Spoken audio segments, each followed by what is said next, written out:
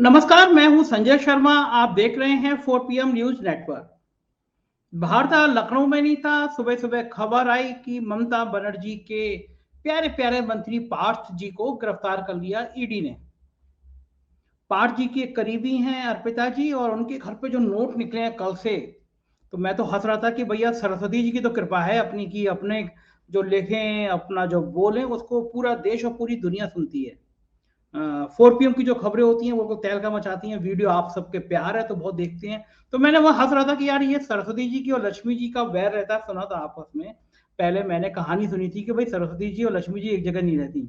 तो मुझे लगा कि सरस्वती जी के साथ साथ अगर लक्ष्मी जी का ये कॉम्बिनेशन हो जाए तो बढ़िया होता है। कैसे नोट थे, मतलब अर्पिता जी के घर में नोट इतने थे कि वो, तो फिर बैंक वालों को बुलाया गया, नोट गिने गए, और फिर नोट गिनने के बाद पता चला 20 करोड़ कैश घर में रखा है।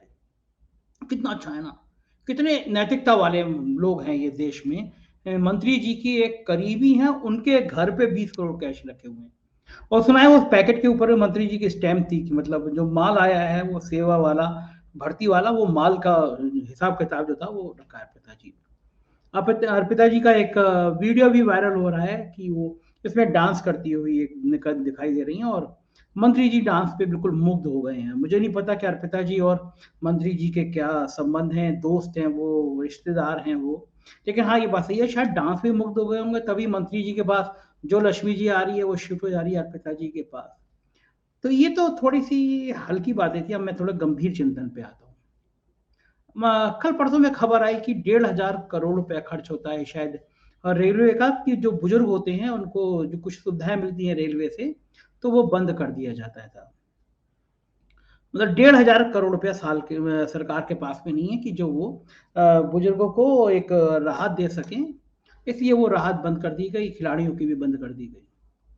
और देश में नेताओं के पास हजारों करोड़ रुपया ब्लैक मनी है। कहाँ से आता है ये रुपया, इतने, ये 20 करोड़। और हर राज्य में, मतलब मैं दावा कर सकता हूँ देश के हर राज्य में एक पार्थ है और एक अर्पिता है।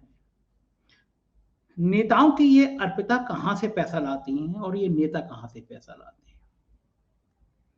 सुबह से कुछ लोग कह रहे हैं कि भाई जहां विपक्ष की सरकारें हैं वहीं ईडी क्यों जा रही है, वहीं क्यों पकड़ रही है। तो ठीक है, मैं हमेशा विपक्ष की बात करता हूँ, हमेशा विपक्ष के साथ खड़ा रहता हूँ। मैंने जब पत्रकारिता शुरू की थी तो मुझे सिखाया गया था कि जो सरकार बताती है वो विज्ञापन होता है, जो सरकार छुपाती है असली खबर वही होती है। तो विपक्ष जो मुद्दे उठाता है तो जाहिर है वो सरकार की आलोचना में होती है, सरकार की नीतियों को कहीं ना कहीं कटघरे में खड़ा करने की बात होती है और जनता के हित की बात होती है। तो मैं आमतौर पे विपक्ष की बात करता रहता हूँ, विपक्ष के मुद्दे उठाता रहता हूँ, सरकार की नीतियों पर घेरता रहता हूँ, लेकिन मैं वो पत्रकार नहीं हूँ कि अगर विपक्ष के नेता इस तरह नोटों के ढेर लगाएं और फिर मैं तब भी एक सवाल करूं कि ईडी साहब सरकार की क्यों पीछे पड़ी हुई है। क्या आप नरेंद्र मोदी जी और अमित शाह को जानते नहीं हैं? वो 24 घंटे राजनीति करते हैं और 24 घंटे ये देखते हैं कि अगर आप विपक्ष में आपस उनके ऊपर हमला कर रहे हैं तो आपका इलाज कैसे किया जाए। जब सामने वाला दुश्मन, राजनीतिक दुश्मन इतना मजबूत हो तो आपको 24 घंटे चौकन्ना रहना पड़ता है। मैं आज सुबह बंगाल के बीजेपी के नेता की प्रेस कॉन्फ्रेंस सुन रहा था। तो वो जो नेताजी जो थे वो गिना रहे थे कि भाई देखिए कहाँ कहाँ भ्रष्टाचार हुआ, ईडी ने पकड़ा, तो उन्होंने नाम लिया कि भाई पंजाब में पकड़ा और दिल्ली में पकड़ा और हम लोगों ने बंगाल में किया, और हम लोगों ने बस तमाम उन राज्यों का नाम लिया उन्होंने जहां विपक्ष की सरकार है। कि उन्होंने बताया कि यहाँ यहाँ हमने ईडी की कार्रवाई करी और यहाँ यहाँ हमने नेताजी को पकड़ा और ये जो चोर हैं ये लोग सामने आ जाते हैं। कांग्रेस का भी नाम लिया, राहुल गांधी का भी नाम लिया। अब आप विलाप करें और ये कहें कि भाई ये तो बड़ा गलत हो गया, कि ये तो नाम करने वाली बात हो गई और सबका नाम ले रहे हैं, तो आप क्या सोच रहे हैं वो राजनीति में क्या भजन करने आए हैं? जिनका नाम नरेंद्र मोदी और अमित शाह है, क्या वो राजनीति में आके भजन करेंगे, कीर्तन करेंगे, वो आपको छोड़ देंगे? जब आप एक इतने ताकतवर आदमी से मोर्चा ले रहे हैं तो कम से कम अपना दामन तो साफ रखिए। आप अपने राज्यों में ऐसे करोड़ों रुपया किसी ना किसी अर्पिता के पास रखते रहेंगे और सोचेंगे कि भाई मोदी जी और शाह जी आपको छोड़ दें। ये कहानी अगले 1.5 साल में दर्जनों बार सामने आने वाली है। मेरे सूत्र बता रहे हैं कि ईडी में कुछ इंटेलिजेंट के विंग के लोगों की तैनाती की गई है, डेपुटेशन में भेजा गया है। आप विपक्ष के नेता हैं, किसी भी राज्य में हैं, तो ये मान के चलिए कि 24 घंटे आपके मूवमेंट पे एक आदमी नजर रख रहा है, ये तय बात है। आप विपक्ष के मुख्यमंत्री हैं, विपक्ष के मंत्री हैं, तो ये मान के चलिए कि जब मंत्री जी की सेवा कर रहे हैं, चाहे वो संजय शर्मा हो, चाहे वो अर्पिता हो, चाहे वो राधे मोहन हो, जो भी हो, हर व्यक्ति के पीछे एक निगाह काम कर रही है कि किस तरह उसको घेरा जाए। मतलब साफ है कि 2024 से पहले देश भर में यह संदेशा दे दिया जाए कि ये जो विपक्ष है, ये चोर है, ये बेईमान है, ये ब्लैक मनी है, ये काला कारोबार करता है। आपको सावधान रहना पड़ेगा। अगर आप मोदी और शाह से लड़ रहे हैं तो आपको ऐसी अर्पिता से दूर रहना ही पड़ेगा। और अगर आप सोचते हैं कि आप इस तरह काला धंधा करेंगे, इस तरह ब्लैक मनी लाएंगे, इस तरह पैसा इकट्ठा करेंगे और छोड़ देंगे, तो छोड़ेंगे तो नहीं साहब। भर्ती घोटाला का पैसा है ये बताया जाता है बंगाल में, तो कहां नहीं हुआ भर्ती घोटाला? उत्तर प्रदेश से मैं आता हूं, उत्तर प्रदेश में तो योगी सरकार पार्ट में दर्जनों भर्तियां इसलिए लीक निरस्त हो गई क्योंकि पर्चा लीक हो गया। एक जगह पर्चा लीक हुआ, पता चला पर्चा छपवाने का काम करोड़ों रुपए का दिया गया था, और फिर बाद में जब तफ्तीशी तो उसमें एक भाजपा के नेता ही इन्वॉल्व हो गए।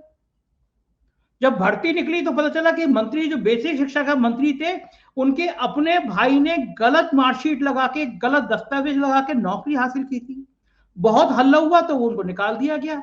अब आप सोचो कि भाई अगर बीजेपी के नेता हैं और वो गिरफ्तार हो जाएंगे तो आपको गलतफहमी है। आप ये सोचो कि जैसे उत्तर प्रदेश से मैं आता हूं, उत्तर प्रदेश में हजारों करोड़ के टेंडर अडानी भैया को दे दिए, तो क्या वो सब नियम से दिए गए? जो टेंडर बनाया जाता है वो बनाया ही इसीलिए जाता है कि अडानी भैया पूरा कर पाए। तो आप सोचो कि यहाँ पे ईडी आके अडानी भैया के लोगों को पकड़ेगी, पूछेगी आपने गलत पैसा कैसे ले दिया, गलत टेंडर कर दिया, तो आप गलत फहमी में।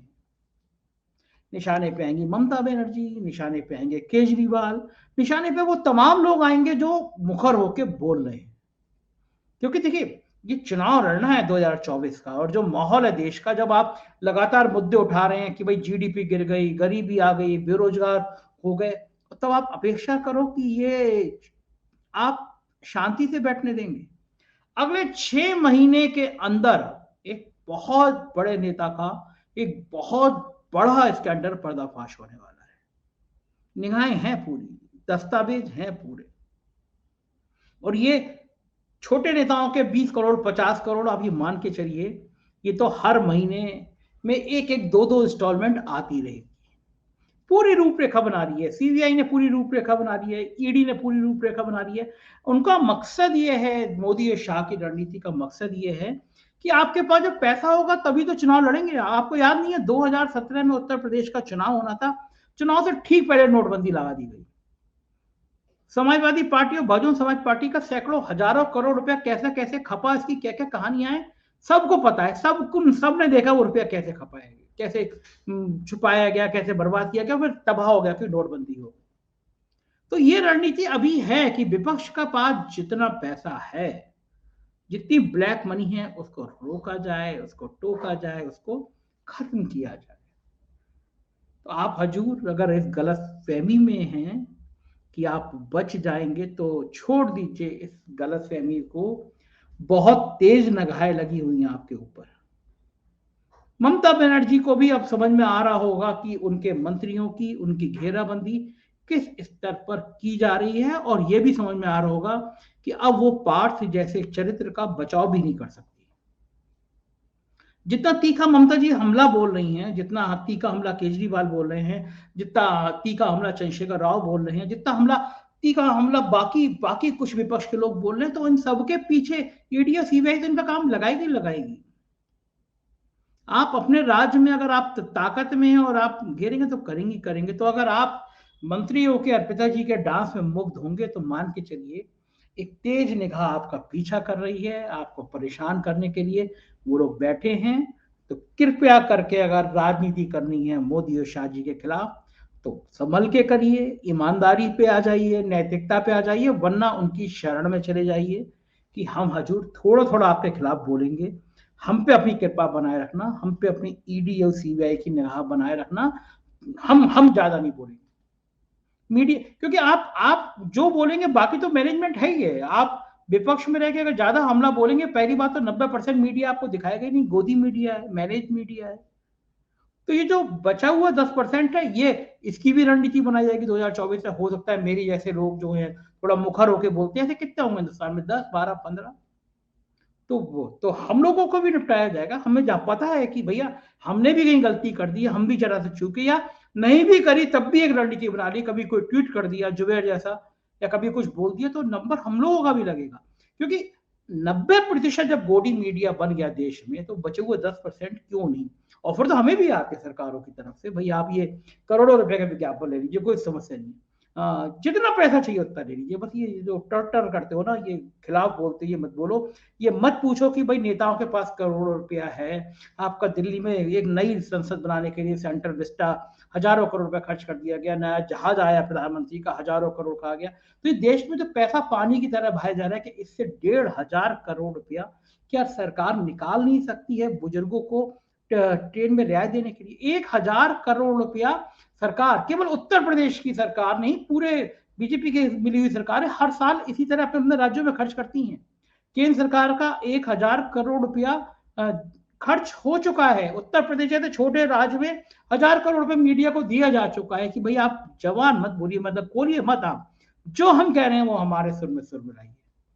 तो पार्थ जी गलती कर गए, आप मंत्री थे और आपके ऊपर दायित्व था कि आप ईमानदारी से शिक्षक की भर्ती कराते, लेकिन लक्ष्मी जी आपको ज्यादा पसंद आ गई। और धिक्कार है आपकी राजनीति पर, अगर आपको ये ख्याल नहीं आ रहा कि आप नौकरी पे भी बेईमानी करेंगे। नौजवान हैं, क्या क्या सपने लेकर वो फॉर्म भरते हैं, तैयारी करती हैं, और आप घूस लेकर किसी ऐसे पात्र को दे देते हैं जो नौकरी लायक नहीं था। तो निश्चित रूप से देश के लिए आप शर्मिंदा करने वाले नेता हैं, और आपको राजनीति करने का कोई हक नहीं है। अगर वास्तव में ये पैसा आपके जरिए अर्पिता जी के पास गया है, तो निश्चित रूप से ये लोकतंत्र के लिए कलंक है। अच्छा है ऐसे नेता जितनी जल्दी पर्दाफाश हो। और आप ये भूल जाइए कि आप विपक्ष में हैं, तो बीजेपी के किसी नेता के यहाँ इस तरह की बात नहीं होगी। अब कर्नाटका का नंबर है, शिव कुमार कांग्रेस के नेता निशाने पे हैं, चिदम्बरम जी पहले रवानगी कर चुके हैं। तो आप कम से कम विपक्ष के लोग थोड़ा संतुलित होकर रहिए। शुक्रिया इस वीडियो को देखने के लिए।